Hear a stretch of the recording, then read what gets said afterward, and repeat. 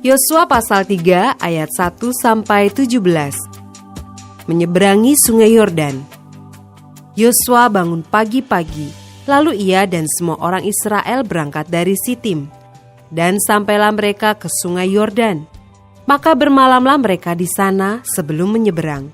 Setelah lewat 3 hari, para pengatur pasukan menjalani seluruh perkemahan dan memberi perintah kepada bangsa itu.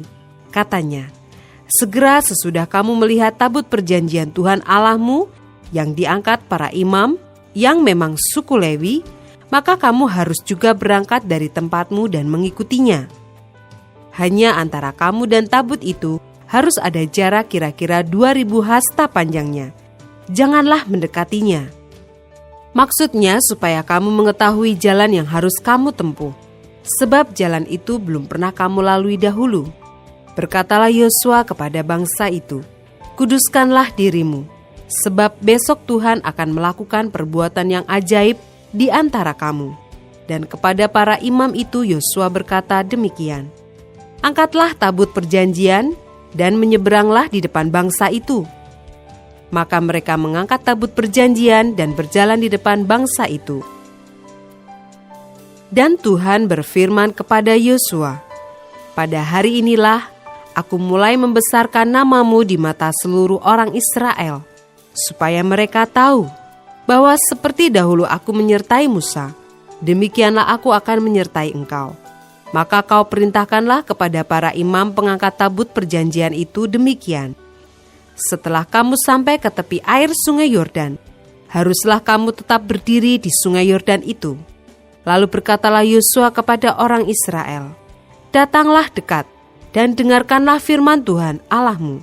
Lagi kata Yosua, dari hal inilah akan kamu ketahui bahwa Allah yang hidup ada di tengah-tengah kamu, dan bahwa sungguh-sungguh akan dihalaunya orang Kanaan, orang Het, orang Hewi, orang Feris, orang Girgasi, orang Amori, dan orang Yebus itu dari depan kamu. Sesungguhnya tabut perjanjian Tuhan semesta bumi berjalan menyeberang di depan kamu, masuk ke Sungai Yordan. Maka sekarang, pilihlah 12 orang dari suku-suku Israel, seorang dari tiap-tiap suku. Segera sesudah kaki para imam, pengangkat tabut Tuhan, Tuhan semesta bumi, berhenti di dalam air Sungai Yordan, maka air Sungai Yordan itu akan terputus. Air yang turun dari hulu akan berhenti mengalir menjadi bendungan. Ketika bangsa itu berangkat dari tempat perkemahan mereka untuk menyeberangi Sungai Yordan, para imam pengangkat tabut perjanjian itu berjalan di depan bangsa itu.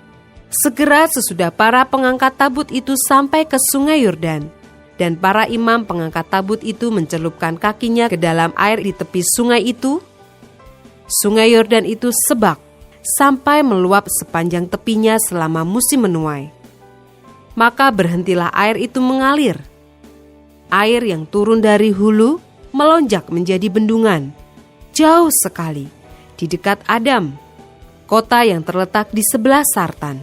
Sedang air yang turun ke Laut Araba itu, yakni Laut Asin, terputus sama sekali. Lalu menyeberanglah bangsa itu di tentangan Yeriko.